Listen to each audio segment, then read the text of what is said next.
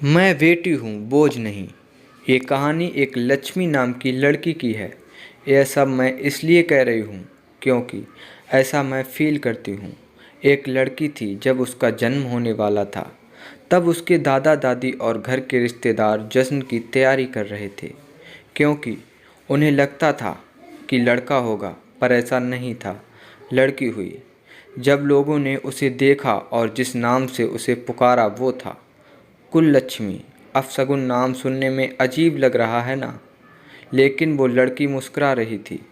अपना नया नाम सुनकर सोच रही थी कि किसी जन्नत में आ गई हूँ।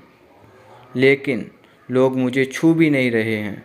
ऐसा लगता है मानो मुझे कोई बीमारी है। जो जश्न मनाने आए थे वो भी चले गए। मुझे लोग मारना चाह रहे थे। सोच रहे थे लड़की हूँ और बदनामी के सिवा दे भी क्या सकती हूँ। केवल एक इंसान जो मेरा पूरा साथ दे रहा था, वो थी मेरी माँ, जिसने मुझे दुनिया की नज़रों से बहुत दूर भेज दिया। दुनिया की नज़रों में तो मैं मर चुकी थी, लेकिन मैं तो अनाथालय में थी। मेरा भरा पूरा परिवार था, लेकिन फिर भी मैं अनाथालय में थी। कितना अजीब है ना। ऐसा कोई दिन नहीं जाता था जब मेरी माँ मुझसे मिलने ना आती हो और मुझे दूध ना पिलाती हो। मेरी पूरी देख रेख करती थी। मेरी माँ और परिवार वालों से झूठ बोलती थी कि मैं अपने सहेली से मिलने जा रही हूँ। हर रोज़ माँ नए बहाने बनाती थी। एक दिन मुझे तेज़ बुखार हो गया और उस दिन माँ पूरे दिन मेरे साथ रही और मुझे सुलाकर ही वापस घर गई। पापा ने पूछा कि इतनी देर कैसे हो गई, तो वो बोली कि मेरी सहेली की तबीयत खराब थी और मैं उसकी मदद करा रही थी। पापा ने गुस्से में उस दिन मम्मी की पिटाई भी की। माँ दर्द से सह रही थी, लेकिन फिर भी मुझे छिपा रही थी। उसे लगता था कि मैं तो बच्ची हूँ, मैं क्या समझूंगी, लेकिन ऐसा नहीं था। मैं सब समझती थी। मैंने भी सोच लिया कि सब जानकर रहूँगी। मैं मैडम के पास गई और बहुत रिक्वेस्ट करने पर उन्होंने मुझे सब कुछ बता दिया। यह सब सुनकर मुझे बहुत गुस्सा आया। मैंने तभी सोच लिया कि कुछ अलग करके दिखाना है। कुछ बड़ी हुई तो मैंने बॉक्सिंग क्लब ज्वाइन कर लिया। जब 18 साल की हुई तो मुझे स्टेट चैम्पियन का खिताब मिला। 2 महीने बाद मेरा एक पाकिस्तान की लड़की से नेशनल मैच था। जब मीडिया मेरा इंटरव्यू लेने आई तो मेरी माँ का फ़ोन आया और वो बेचारी बोली कि बेटी, कृपया अपने परिवार की बुराई मत करना। मुझे तो हंसी आ रही थी कि मेरी माँ आज भी अपने परिवार को बचा रही थी। मैंने इंटरव्यू दिया और पूरी जनता ने टीवी पर वो इंटरव्यू सुना। शाम को माँ ने बताया कि टीवी देखते हुए पापा बोल रहे थे कि वाह क्या लड़की है, कितना नाम रोशन कर रही है अपने माता पिता और परिवार का। वो लोग तो मुझे छोड़कर चले गए थे, यह कहकर कि मैं कुललक्ष्मी हूँ। आज वो लोग मेरे से मिलना चाहते थे और मेरे साथ फ़ोटो खींचना चाहते थे, लेकिन आज भी वो मेरी पहचान से अनजान थे कि मैं कौन हूँ।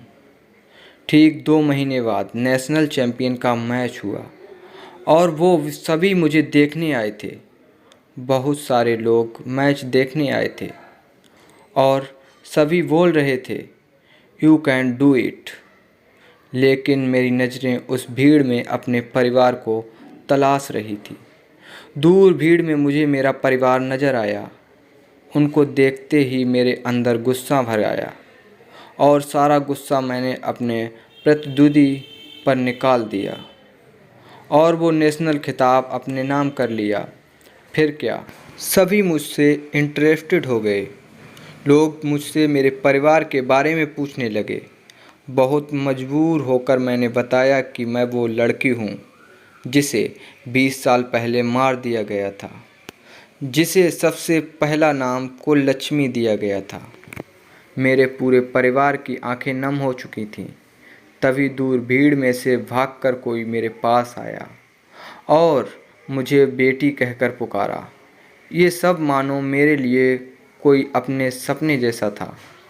जो बचपन का प्यार मैंने खो दिया था वो अचानक ही मुझे मिल गया और उसने मुझे गले लगाकर सभी से कहा, यह मेरी बेटी है जिसने मुझे पिता बनने का हक दिलाया। सभी लोग मेरे से माफ़ी मांग रहे थे। जब मैंने जन्म लिया तब मैं केवल एक लड़की थी, लेकिन आज मैं एक बेटी हूँ। अब मैं अपने आंगन की तुलसी बन चुकी हूँ, अपने घर की मुस्कान बन चुकी हूँ, मैं बेटी बन चुकी हूँ। यह कहानी थी मुझ कुल लक्ष्मी की जिसने मुझे अपने घर की लक्ष्मी बनाया, और मेरी माँ इस कहानी की सबसे महत्वपूर्ण पात्र थी। होती नहीं बेटियाँ हर किसी की चाह में, जहाँ न सोचा हो पहुँच जाती हैं उस राह में। जिसने उन्हें पैदा होते ही मार दिया हो, समझो उसने अपनी बदल रही किस्मत को ठुकरा दिया। दोस्तों, बिल्कुल सही बात कही है रचना जी ने कि बेटी हूँ, बोझ नहीं। आज के समाज में सभी लोगों को इस हकीकत को अपनाना होगा, तभी महिला सशक्तिकरण का सपना पूरा होगा। आपको ये कहानी कैसी लगी? अगर कहानी अच्छी लगी हो तो लाइक, सब्सक्राइब और कमेंट ज़रूर करें।